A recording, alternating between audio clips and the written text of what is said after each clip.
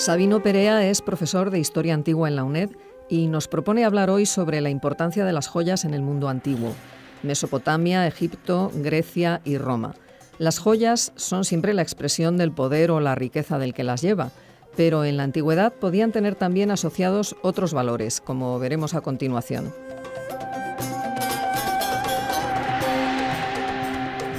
Sabino, muy buenos días y bienvenido a Sin Distancias. Muchas gracias. Bueno, ¿desde cuándo tenemos constancia del uso de joyas?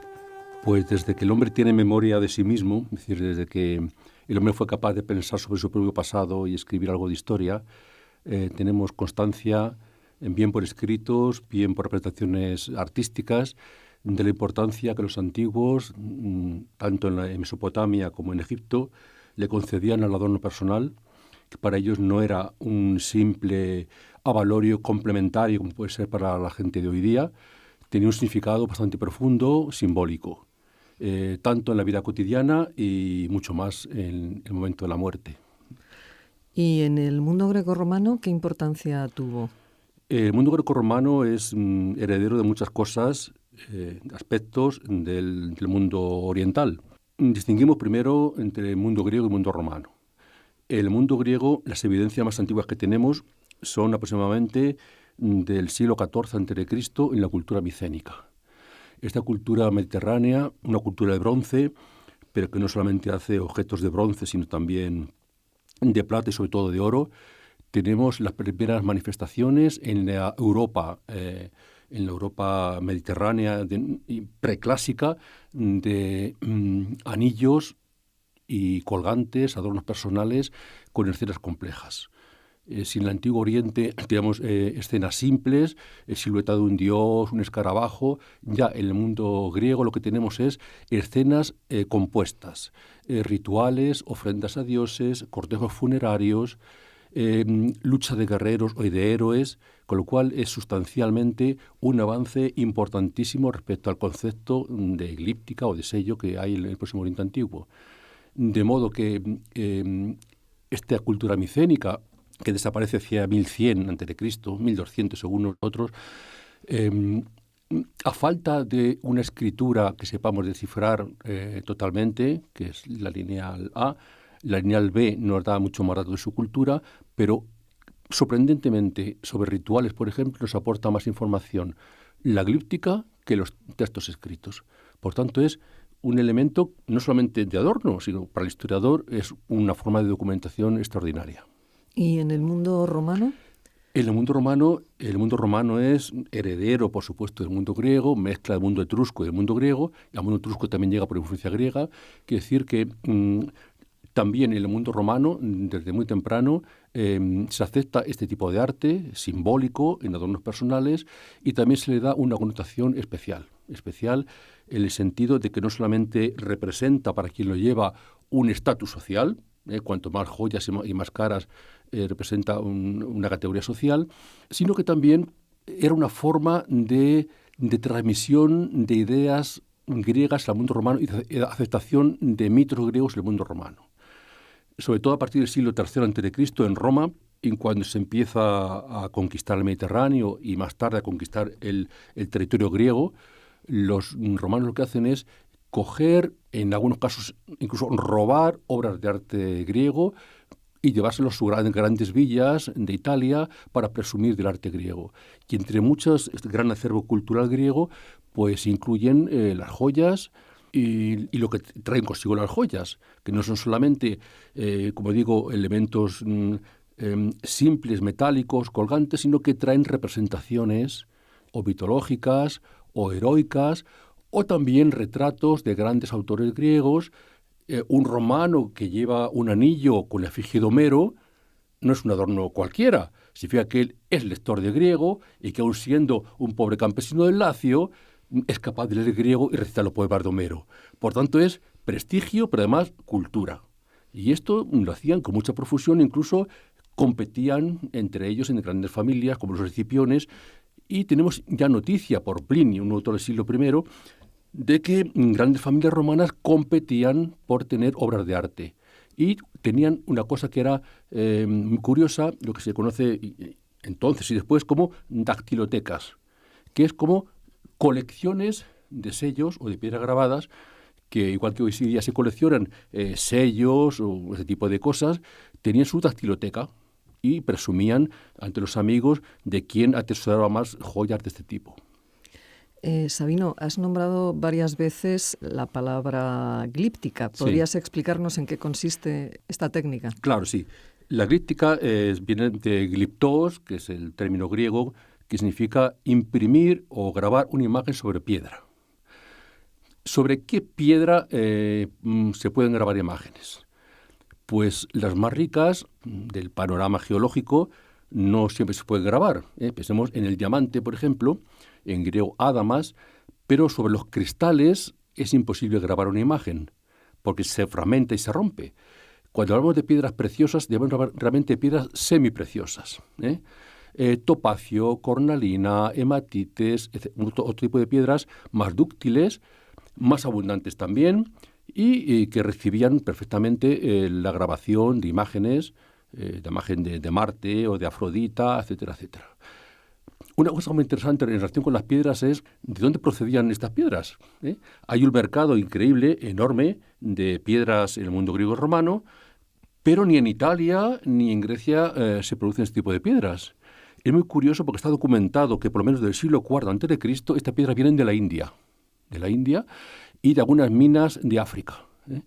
Y está documentado el tráfico, las rutas que venían desde la India hacia Atenas y hacia los talleres artesanos. Eran objetos pequeños que se pueden transportar bastante bien, posiblemente en telas liadas, en saquitos liados, y valían una fortuna, evidentemente. Pero estas piedras venían de la India y según se iba teniendo conocimiento de estas piedras semipreciosas, se iban explorando, tanto en Grecia como en Italia o en Europa, algunas canteras, posibles canteras de este tipo de piedras para ahorrar precios, pero está bastante bien identificada, sobre todo por las noticias que nos da Plinio. Este autor es fundamental, Plinio el Viejo, escribe su historia natural en el siglo I después de Cristo, y en el libro 36 y 37 de su historia natural nos da una descripción de todos los tipos de piedras conocidos en su época y hace una pequeña historia de cada una de las piedras. Esta obra, El lapidario, de Plinio, es una guía sobre las piedras y su uso y su funcionalidad. O sea que es una documentación importantísima para poder conocer la importancia que tuvieron las piedras en la antigüedad, ¿no? Efectivamente, sí, sí. Algunas joyas también han servido para transmitir creencias y mitos, ¿no? Uh-huh. Las llamadas piedras de anillo. Sí, efectivamente. Llamamos, lo que he dicho antes, la glíptica, grabar sobre piedras, era una combinación de artes o de artesanías. Consistía, por un lado, el joyero hacía la pieza de anillo, el molde de anillo, y arriba dejaba un pequeño hueco donde se embutía o se ensartaba una piedra grabada que hacía otro artesano que estaba en connivencia con él. Uno es el orfebre y el otro es el gliptos o el glíptico. Y esto eran por encargo, directamente por encargo. El cliente decía, quiero una imagen de Marte, y cada dios se asocia a una actividad. Si es un soldado, posiblemente le encargue una figura de Marte, el Ares griego, que es el dios de la guerra. Si es un artesano, un comerciante, posiblemente una Atenea, que es la diosa protectora de las artes y del comercio. Y si, por ejemplo, consistía en un regalo de bodas, un señor a su reciente esposa, pues posiblemente encargase un anillo alegórico a eso. Eros, o Cupido y Afrodita son los temas comunes. E incluso se podían grabar frases tópicas. Te amaré siempre, te amo, siempre contigo, en latín, claro, y son muy bonitas. Hoy, cuando encontramos en tumbas o en excavaciones anillos de este tipo, pues directamente decimos, aquí hubo un regalo de unos enamorados y con toda seguridad que no nos equivocamos. O sea que esa tradición de los anillos de compromiso o los anillos de matrimonio vienen desde tan antiguo. No, y posiblemente desde mucho antes, en el mundo egipcio y en el mundo oriental también. Pero en el mundo romano es que lo que tenemos es la suerte de tener la imagen y además frases amorosas. En otros casos, la figura se acompaña con unas letras que es el propietario. Este anillo es de Eutiquio o de quien sea. con lo cual es una marca de propiedad. Es decir, si se pierde, que sepan que hay que devolvérselo a su dueño. No es tan mal pensado. Bueno, ¿y por qué las culturas antiguas atribuyen poderes mágicos a algunas piedras? ¿Y de qué tipo de poderes estamos hablando? Pues las culturas antiguas eran eminentemente observadoras, y se fijaban en la naturaleza en todos los aspectos y se dieron cuenta de que muchas piedras tenían algunas propiedades fuera de lo común. Se pone como ejemplo, para que se entienda mejor, la piedra imán. La piedra imán, sobre esta piedra, Teofrasto, un escritor griego, que en griego escribió el primer lapidario que se conoce, este hombre era discípulo y familiar de Aristóteles, al final del siglo IV a.C., este hombre escribe el primer lapidario. Pues empieza diciendo que lo que le sorprende la piedra imán, que como estuviera dentro una dynamis, una fuerza divina, pues claro, le acercaba al hierro y le atraía y esto le desconcertaba absolutamente. Y a partir de la experiencia del imán empezaron a estudiar las propiedades de otras piedras, unas que guardan el calor especialmente, otras que dejan pasar la luz de una forma especial y la transforman de una forma aún más sublime. Otra piedra que le llama mucho la atención, la piedra hematites. Hematites viene de aiema y etites, que es piedra de sangre. Es una piedra muy curiosa porque es de color negro, absoluto. Y sin embargo esta piedra cuando se raya y se pulveriza, toma el color de la sangre. Esta piedra pulverizada y mezclada con agua se convierte prácticamente como mercromina, es decir, roja. Con lo cual dijeron, claro, esta piedra la podemos utilizar de una forma mágica, y entrecomillamos esto de mágico, para, por ejemplo, enfermedades de la mujer. ¿Qué enfermedades de la mujer? La regla, evidentemente, porque las dismenorreas o las disfunciones de la regla pueden ser curadas aplicando amuletos de esta piedra hematite sobre el sexo de la mujer. Y se conservan algunos curiosísimos con forma de corazón que la mujer debía llevar junto al útero, o algunos incluso como pequeños cilindros un poco extraños con imágenes y fórmulas mágicas que deben llevar a la mujer entre las piernas en el momento del parto. Es decir, ¿por qué? Es o bien para regular la menstruación o bien para evitar abortos. Esto hoy día llevar una piedra en el sexo, la mujer, pues, ya es algo increíble, pero ellos se lo creían y creían que era efectivo, claro. ¿Y de todo esto qué queda en la actualidad? ¿Seguimos creyendo en el poder curativo o de protección de algunas piedras? Pues yo creo que muy poco, pero en la línea que va en general el pensamiento actual, que tiende bastante al agnosticismo, es decir, a no creer en nada y a negar la existencia de las potencias divinas. Hoy día se tiende a creer menos en esto e incluso a banalizar lo que para los antiguos era algo muy importante. En el mundo antiguo, particularmente en el mundo romano, la vida cotidiana estaba llena de rituales, desde que se levantaban hasta que se acostaban. Como un ejemplo, cuando uno se bajaba de la cama, tenía que poner el pie derecho sobre el suelo, si no era signo de mala suerte.